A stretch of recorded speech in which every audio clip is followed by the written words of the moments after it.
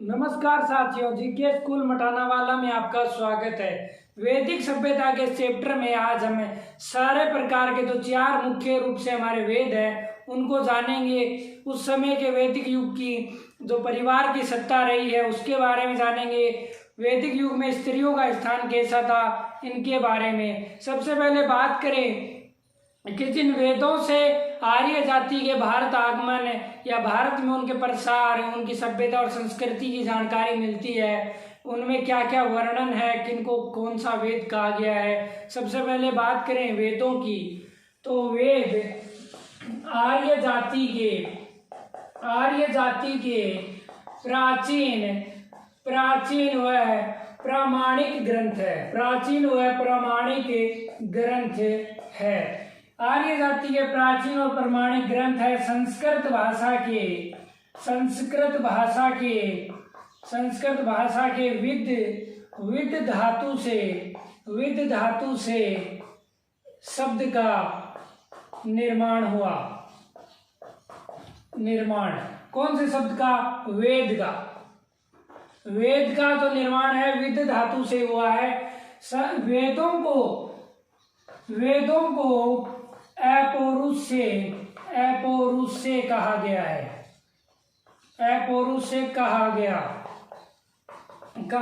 क्यों? क्योंकि ईश्वर ने रचना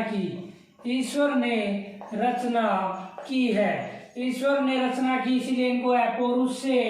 और ईश्वर द्वारा आर्य ऋषियों ने सुने, इसीलिए इनको श्रुति भी कहा है। क्या कहा है? श्रुति कहा, यानी आर्य ऋषियों ने ईश्वर से इनको सुने, इसीलिए इनको श्रुति कहा गया है। देखिए, वेदों में सबसे पहले वेद जो है, वेद चार हैं। वेद कितने हैं? चार हैं। इनमें सबसे पहला है ऋग्वेद, दूसरा है सामवेद, दूसरा कौन सा है? सामवेद, तीसरा है यजुर्वेद और चौथा है अर्थववेद। कौन सा है? अर्थववेद। ये जो तीन वेद हैं इनको त्रैवेद कहा जाता है और ये सबसे बाद का नवीनतम वेद है। यानी वैदिक सभ्यता में जब हम इन वेदों का अनुसरण करते हैं तो इन तीनों को मिलाकर त्रयी कहा जाता है और ये सबसे बाद का ग्रंथ है, सबसे नवीनतम वेद इसको कहा जाता है। इसके बाद हम बात करें सबसे पहले वेद की। सबसे पहला वेद जो है वो है ऋग्वेद। सबसे पहला जो वेद है वो है ऋग्वेद। सबसे प्राचीन वह महत्वपूर्ण ग्रंथ है और यही ग्रंथ प्रामाणिक ग्रंथ भी है। इसको प्रामाणिक ग्रंथ माना जाता है। सबसे प्राचीन ये जो है ग्रंथ, इसके अंदर 10 मंडलों का उल्लेख मिलता है। 10 मंडलों में यदि मुख्यतः बात करें हमें तो तीसरे मंडल में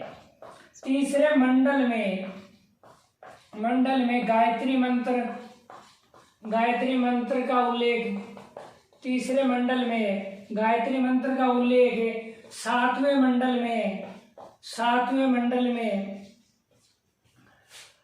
दशराज्य युद्ध का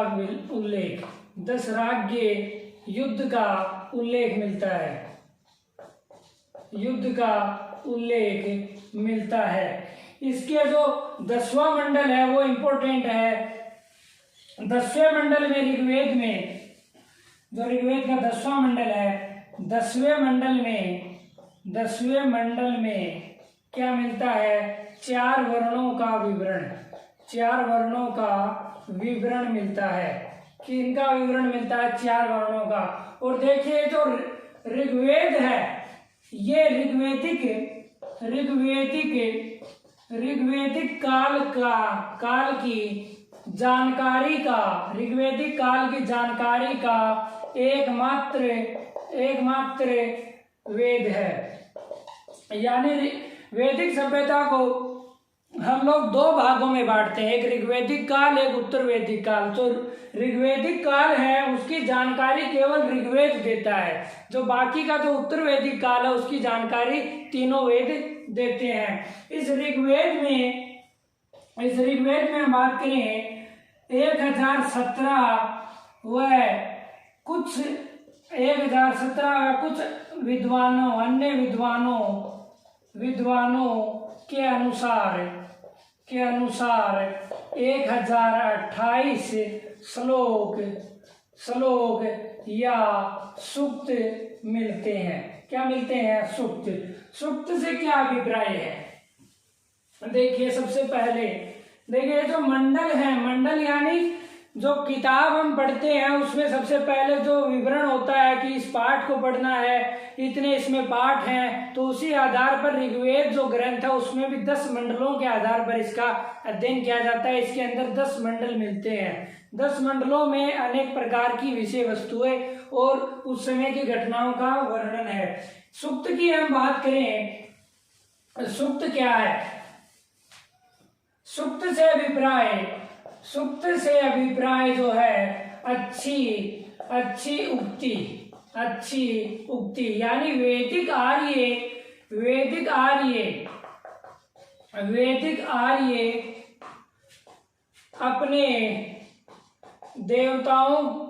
अपने देवताओं की स्तुति इन्हीं के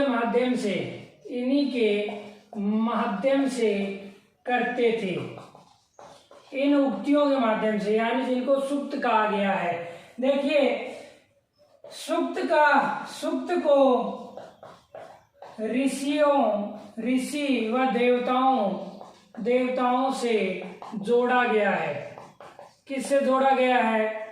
ऋषियों से। यानी सूक्तों की रचना जो है ऋषियों ने की है, और उन ऋषियों में जो महत्वपूर्ण ऋषि हैं, उल्लेखनीय ऋषि हैं, वो कौन कौन से हैं?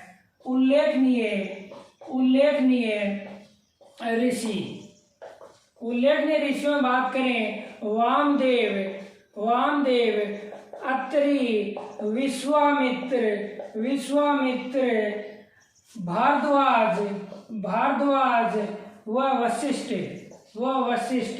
ये जो ऋषि थे उस समय प्राचीन काल में, इन्होंने इन सूक्तों की रचना की, ऐसा प्रमाण मिलता है। इनके बाद कुछ स्त्रियां भी थी,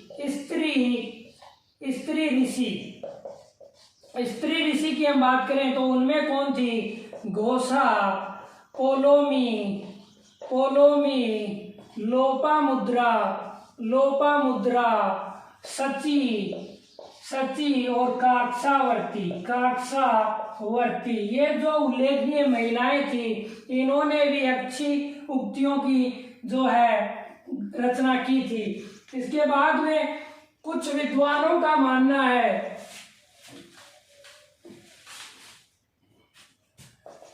कुछ विद्वानों के अनुसार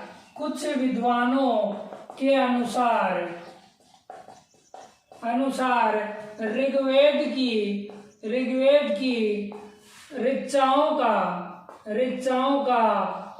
संकलन आर्यों द्वारा भारत आगमन पर ही किया गया, और इसीलिए वेदों को संहिता कहते हैं। क्या कहते हैं? वेदों को संहिता कहते हैं। यानी ऋग्वेद की हमने बात की। इस ऋग्वेद में जो एक सबसे इंपॉर्टेंट बात है, ऋग्वेद में देवता इंद्र का 250 बार उल्लेख हुआ है।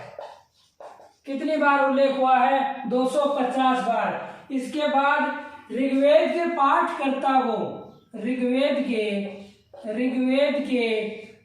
पाठकर्ता को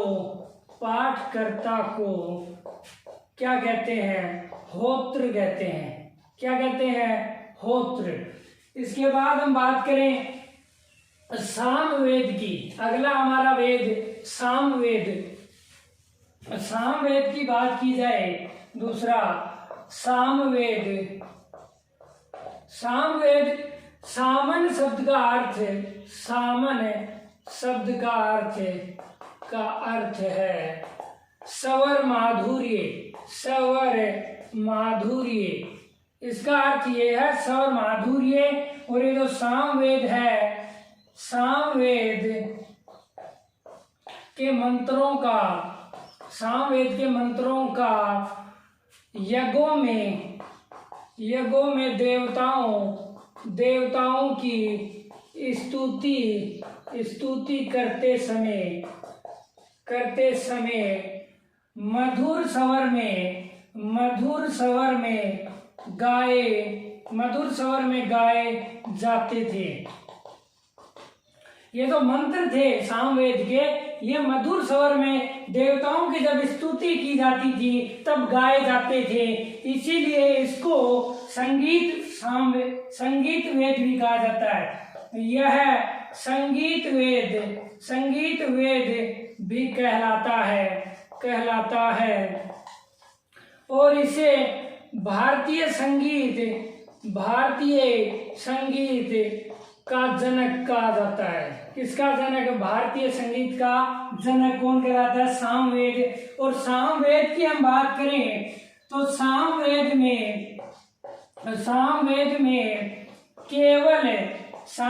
में केवल 75 मंत्र नए हैं।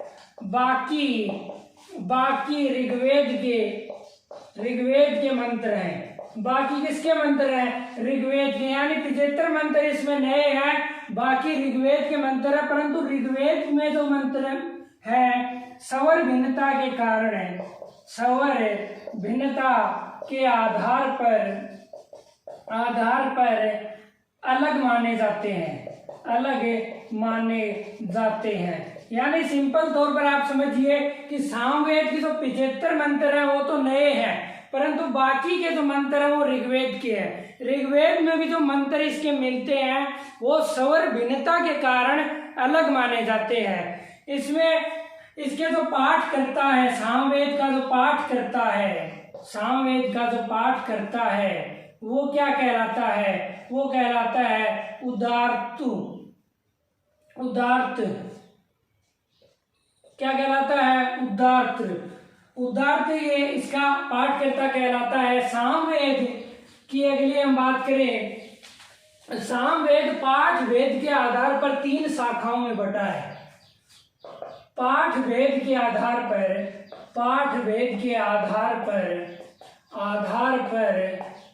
3 शाखाओं में विभक्त है। कितने में विभक्त है? 3 शाखाओं में। ये तो 3 शाखाएं हैं वो है कोथुम, पहली है कोथुम, दूसरी है जेमिनीय, तीसरी है राणायनीय। ये जो तीनों शाखाएं हैं ये कहाँ पर आज इसका प्रचलन यदि वर्तमान में हम देखें तो वो कहाँ पर है? गुजरात में।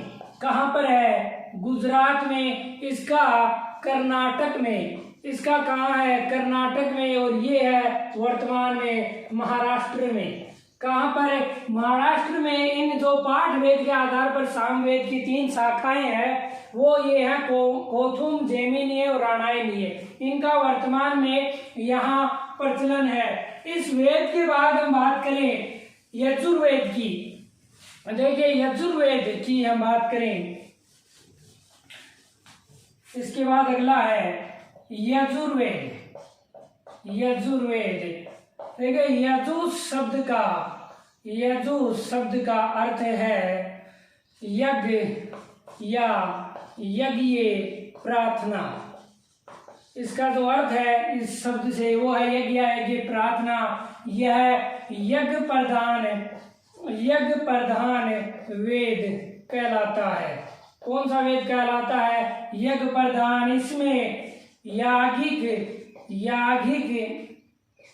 यागिक विधियों का याज्ञिक विधियों का उल्लेख मिलता है। किसका उल्लेख मिलता है? याज्ञिक विधियों का।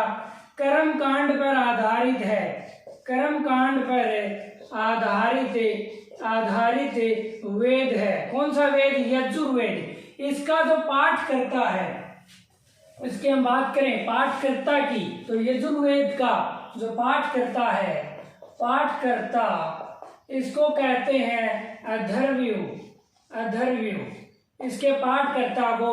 और यह वेद गद्य व पद्य दोनों रूपों में मिलता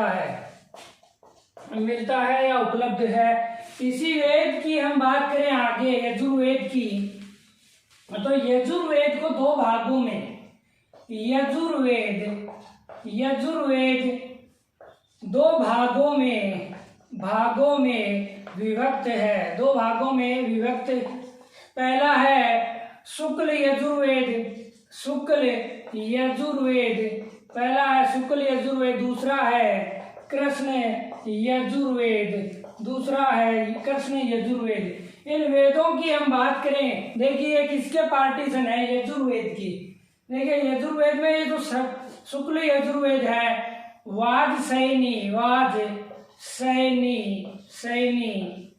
संहिता, वाजसैनी संहिता कहलाता है। कौन सा? शुक्ल यजुर्वेद, ये वाजसैनी संहिता कहलाता है। इसमें 40 अध्याय है, इसमें 40 अध्याय उपलब्ध है, इसमें 40 अध्याय है। और ये जो 40 अध्याय है, इसमें याज्ञिक अनुष्ठानों का ही विवरण है। पाठ वेद के आधार पर, देखिए पाठ वेद के आधार पर, पाठ वेद के आधार पर इसकी दो शाखाएं हैं। वो है पहली कण्व और दूसरी है माध्यन्दिनीय। दूसरा कृष्ण यजुर्वेद की बात करें तो इसकी 4 शाखाएं हैं, 4 शाखा। पहली की बात करें तो है काठक संहिता, दूसरी है कपिस्थल संहिता, तीसरी है मैत्रेय संहिता, चौथी जो संहिता है वो है ऐत्रेय संहिता। इस रूप में ये यजुर्वेद की बात हमने कर ली है। इसके बाद अगला हमारा वेद जो है वो है अर्थवेद। अर्थवेद की हम बात करें आगे, सबसे पहले अगला है अर्थवेद। सबसे बाद का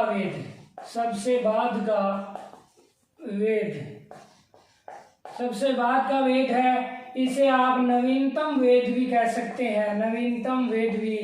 सकते हैं, इसके 2 पाठ उपलब्ध हैं, कौन से 2 पाठ इसके उपलब्ध हैं? इसके 2 पाठ उपलब्ध हैं। पहला है सोनकीय और दूसरा है पिपलाद। ये जो 2 सोनकीय पाठ की हम बात करें तो यह सर्वाधिक महत्वपूर्ण पाठ है, सर्वाधिक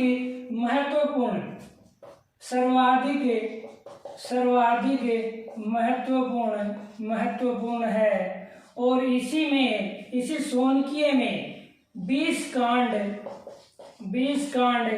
व 731 सूक्त व 6000 मंत्र हमें देखने को मिलते हैं। किसमें? सोनकीय पाठ में। अर्थवेद की हम बात कर रहे हैं। अर्थवेद में वर्णित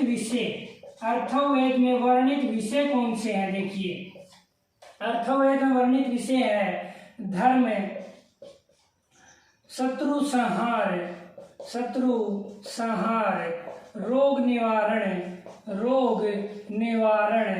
औषधि प्रयोग,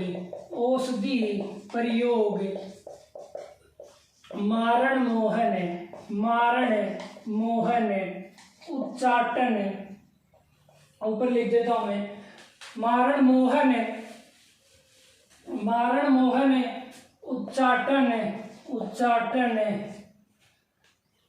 इन सब विषयों का इसमें वर्णन है। इसके बाद यह भूत प्रेत वह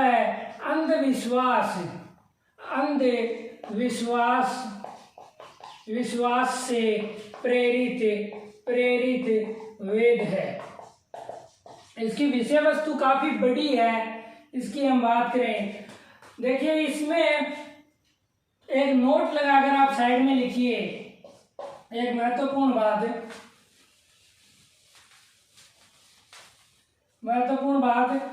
सामवेद व यजुर्वेद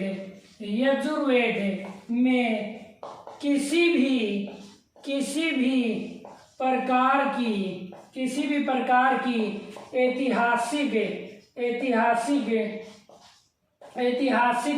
घटनाओं का जिक्र नहीं है, इन वेदों में जिक्र नहीं है। ये एक नोट करने वाली खास बात है। इसके बाद हम बात करते हैं उस समय के वैदिक युग में परिवार का प्रारूप कैसा था। तो सबसे पहले हम बात करें वैदिक युग में परिवार का प्रारूप कैसा था। तो बात करें परिवार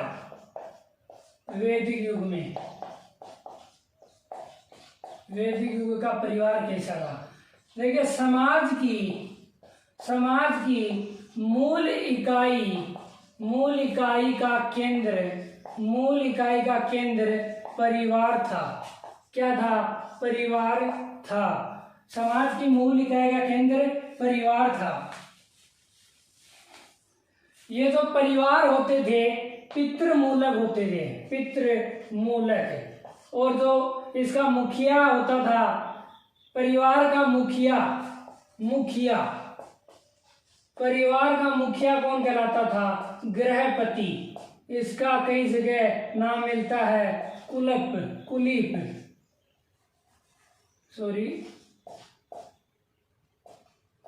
नाम भी इसका मिलता है। इसके बाद हम बात करें गृहपति का परिवार की संपत्ति पर अधिकार था।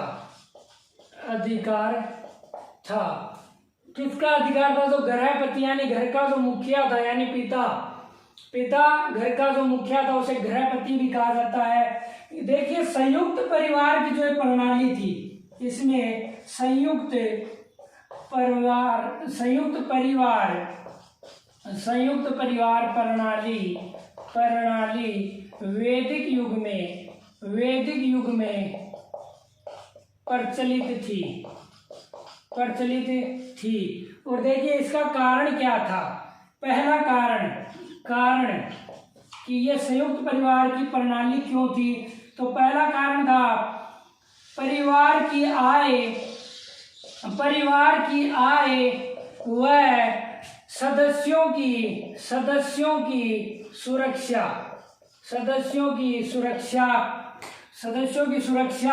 और परिवार की आय और सदस्यों की सुरक्षा। इसके बाद तो दूसरा था कुटीर उद्योग व श्रम के लिए अधिक हाथों की आवश्यकता। इसीलिए उस समय संयुक्त परिवार प्रणाली हुआ करती थी। इसके बाद बात की जाए स्त्रियों की क्या स्थिति थी वैदिक युग में। स्त्रियों की स्थिति की हम बात करें, स्त्रियों की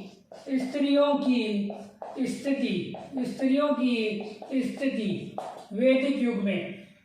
देखिए इसमें सबसे पहले पर्दा प्रथा का प्रचलन नहीं था। क्या नहीं था? उस समय पर्दा प्रथा नहीं था। जीवन भर अविवाहित, अविवाहित, रहने वाली महिला, महिला क्या कहलाती थी? अमाजू। महिला जो थी वो क्या कहलाती थी? अमाजू। स्त्रियों की शिक्षा की व्यवस्था थी, यानी उस समय स्त्रियों को पढ़ाया जाता था। शिक्षा की समुचित व्यवस्था थी, और इसी कारण शिक्षा की समुचित व्यवस्था के कारण ही उस समय परम विदुषी महिला जो थी, परम विदुषी महिलाएं, यानी उस समय की पढ़ी लिखी महिलाएं कौन थी? वो थी, देखिए, घोषा, अपाला, लोपामुद्रा, सिक्ता आदि। ये उस समय की विद्वान महिलाएं हुआ करती थी वैदिक युग की। इसके बाद हम बात करें, वैदिक युग में उल्लेख मिलता है कि गार्गी ने जनक की राजसभा में याज्ञवल्क्य ऋषि को शास्त्रार्थ में चुनौती दी थी। क्या दी थी? चुनौती। यानी उस समय का प्रमाण मान सकते हैं कि विद्वान महिलाएं थी और वो शास्त्रार्थ किया करती थी। इसके बाद बात करें जो शतपथ ब्राह्मण है, देखिए शतपथ ब्राह्मण में स्त्री को पति की अर्धांगिनी कहा गया है। क्या कहा गया है? और इसके जो रचयिता हैं वो भी याज्ञवल्क्य ऋषि है इस शतपथ ब्राह्मण के, और इसी में 100 अध्याय है, यानी बड़ा विस्तृत ग्रंथ शतपथ ब्राह्मण है। विद्वानों का मानना है कि देखिए ऋग्वैदिक काल तक तो महिलाओं के सम्मान में अपार वृद्धि थी। उस समय तक स्त्रियों की जो है मान सम्मान में किसी प्रकार की कोई गिरावट नहीं थी, परंतु कुछ विद्वानों का मानना है कि जैसे जैसे उत्तर वैदिक काल के अंतिम स्तरों में हम आते हैं तो स्त्रियों की स्थिति में कुछ गिरावट हुई। तो उसी की यदि हम बात करें, देखिए स्त्रियों की जो है गिरावट हुई स्थिति में वो उत्तर वैदिक काल के अंतिम स्तरों में हुई है, यानी पूर्ण रूप से पूरे वैदिक युग को आप इसके लिए जिम्मेदार नहीं ठहरा सकते। उत्तर वैदिक काल में अर्थवेद में एक जगह वर्णन मिलता है। अर्थवेद में जब स्त्रियों की स्थिति में गिरावट आने लग गई तब क्या क्या उस समय प्रमाण मिले, कौन से ग्रंथों में क्या लिखा मिला है, तो अर्थवेद पुत्री के जन्म पर खिन्नता का उल्लेख मिलता है। और देखिए शतपथ ब्राह्मण ये कहता है, शतपथ ब्राह्मण में कहा गया कि पत्नी को पति के पहले भोजन नहीं करना चाहिए।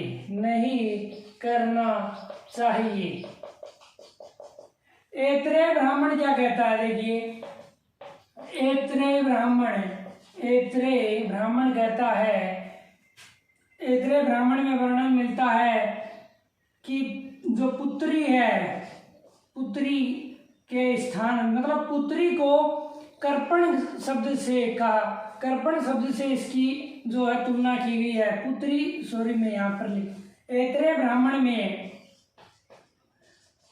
पुत्री कर्पण शब्द का उल्लेख मिलता है। तो इस प्रकार की जो ये बातें सामने आए निकल करके, इनसे पता चलता है कि उत्तर वैदिक काल के अंतिम स्तरों में कुछ स्त्रियों के मान सम्मान में कुछ गिरावट आ गई थी। तो इस प्रकार से आज हमने पढ़ा वैदिक सभ्यता की परिवार की सत्ता और स्त्रियों के सम्मान की स्थिति को। आगे हम पढ़ेंगे वैदिक युग में विवाह, वर्ण व्यवस्था, आश्रम व्यवस्था और उस समय की राजनीतिक व धार्मिक स्थितियां कैसी थी। तब तक के लिए मिलते हैं अगले पार्ट में। धन्यवाद।